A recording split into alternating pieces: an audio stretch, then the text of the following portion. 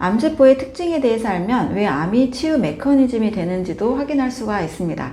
세포는 산소와 영양소를 잘 공급받으면 정상적인 세포들로 잘 분할합니다. 그러나 산소와 영양소가 잘 공급이 되지 않을 때 몸은 스스로 몸을 지탱하기 위해서 악마가 되는 경우가 있는데요. 그것이 바로 암세포를 할 수 있습니다. 암은 무산소 호흡을 한다라는, 또 암은 젖산 발효를 통해서 에너지를 사용한다라는 특징을 가지고 있습니다. 젖산이라는 것은 원래 사람이 사용하는 에너지가 아닙니다.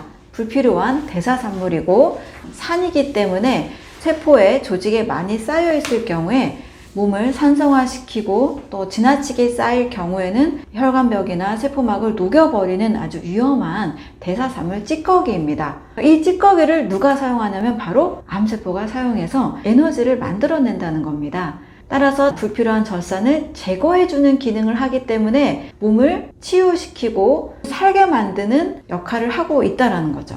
암은 포도당 대사를 한다라고 사실 많이 알고 있는데요. 젖산 대사를 하고 산소가 없는 환경에서 몸을 더 지탱하기 위해서 혈관 신생을 합니다.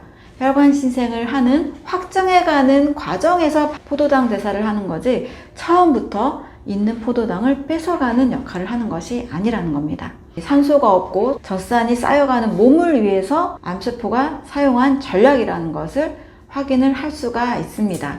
따라서 세포가 잘 살 수 있는 환경, 산소가 충분하고 세포막이 튼튼하고 영양소가 잘 공급되는 환경이 된다라면 암은 더 이상 몸을 위해서 확장할 필요가 없기 때문에 줄어들거나 사라질 수 있다는 겁니다. 이런 암세포에 대한 특징을 잘 이해하면 평상시 좋은 산소를 공급하고 좋은 영양소를 흡수하는 것이 얼마나 중요한지를 우리가 잘 챙길 수 있게 되겠죠. 암은 대사질환이다. 그리고 세포 기능 변화로 인해 생겼다. 라는 측면과 관련해서 암세포를 좀 더 자세히 들여다본 학자들이 있습니다. 예전에는 세포의 세포막에 있는 DNA가 암을 유발한다 라고 생각해서 그로 인해서 표적 항암제가 개발이 됐습니다. 그러나 표적 항암제도 치료에 한계가 있었죠. 암세포가 또 돌연변이를 일으키면 그 항암제가 또 효과를 발휘하지 못하게 됩니다. 그래서 세포막에 있는 유전자적인 접근에서 다시 한번 관찰을 해보니 세포 내 소기관 미토콘드리아의 변성이다라는 것을 확인하게 됐습니다. 암의 스위치를 꺼라라는 책에서 보면 모든 질병은 세포 기능 장애다라고 이야기를 합니다. 세포만 제 기능을 한다라면 건강한 몸을 영위할 수 있는 거죠. 암세포는 이 세포 기능 장애 중에서도 세포 내 소기관 미토콘드리아가 제 기능을 하지 못하게끔 변성된 상태다라고 결론을 내릴 수가 있습니다. 그럼 이 미토콘드리아는 뭐길래 암세포를 만들었을까라고 생각을 해보면 좋겠죠. 미토콘드리아는 ATP라는 에너지를 내는 소기관입니다. 에너지 발전소가 미토콘드리아입니다. 그런데 미토콘드리아는 에너지를 내면서 또 다른 굉장히 중요한 역할을 합니다. 바로 세포 사멸의 기능입니다.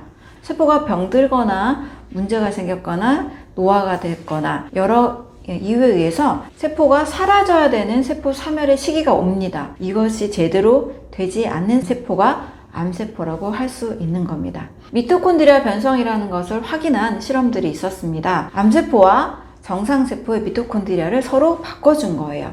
정상세포의 미토콘드리아를 암세포에게 넣어주니까 암세포가 정상세포가 됐습니다.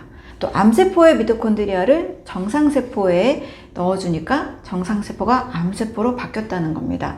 이러한 실험들을 통해서 결국 암세포는 미토콘드리아 변성이다. 세포에서 미토콘드리아의 기능을 회복시켜주면 암세포도 건강한 세포로 다시 변할 수 있다는 것을 이야기해 주는 거죠.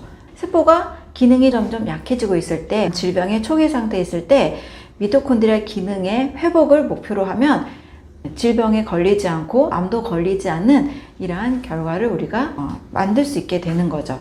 그래서 건강은 세포 기능 회복, 곧 미토콘드리아 기능 회복, 이렇게 정리를 할 수가 있습니다.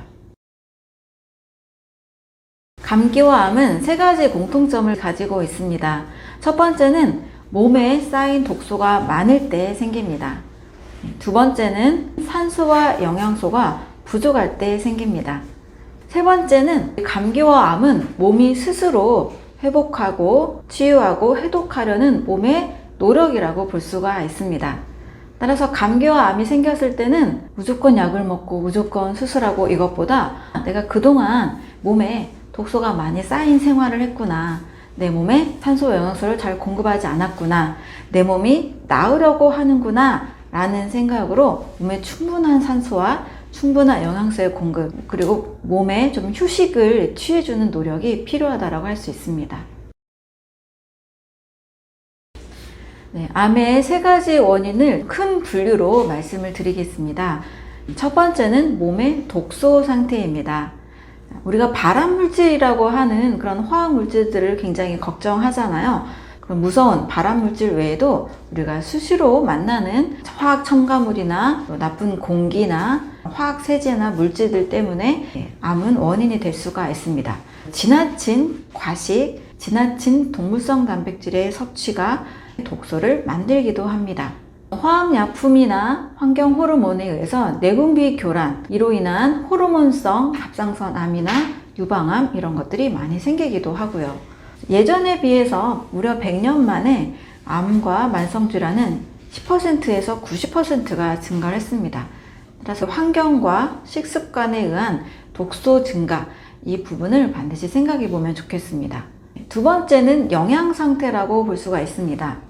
예전에 비해서 탄수화물이나 단백질이나 지방의 섭취는 굉장히 많이 늘었다고 볼 수 있죠.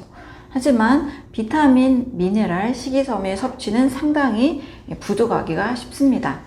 이렇게 영양 불균형 상태가 암을 일으키는 원인이 될 수도 있습니다. 몸 전체에 꼭 필요한 햇빛 부족이나 수면 부족으로 인해서도 암 발생이 높아질 수도 있습니다. 세 번째는 바로 마음의 상태입니다. 갈등이나 걱정이나 불안, 두려움 이런 것들이 몸에서 계속 쌓여가면 마음 독소로 인한 암 발생도 크다고 볼 수가 있습니다. 최근에는 이런 마음 상태에 따른 원인이 더 크다라는 내용을 굉장히 많은 의료기관에서 발표를 하고 있습니다. 미국 의학협회는 질병의 원인의 75%가 스트레스다라고 이야기를 했습니다.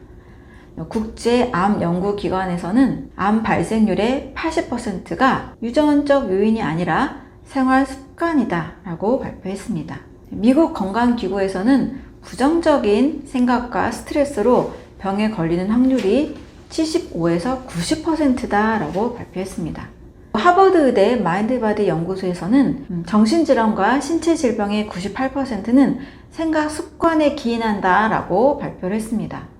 이런 전문 의료기관들을 통해서 보니 최소 75%에서 무려 98%까지는 마음의 상태, 생활의 스트레스 이런 것들이 더 중요하다라고 이야기를 하고 있는 거죠. 독소 상태, 영양 상태, 그리고 마음의 건강 상태, 이 3가지를 전반적으로 잘 신경을 써야 암으로부터 멀어지는 삶이 될 수가 있습니다.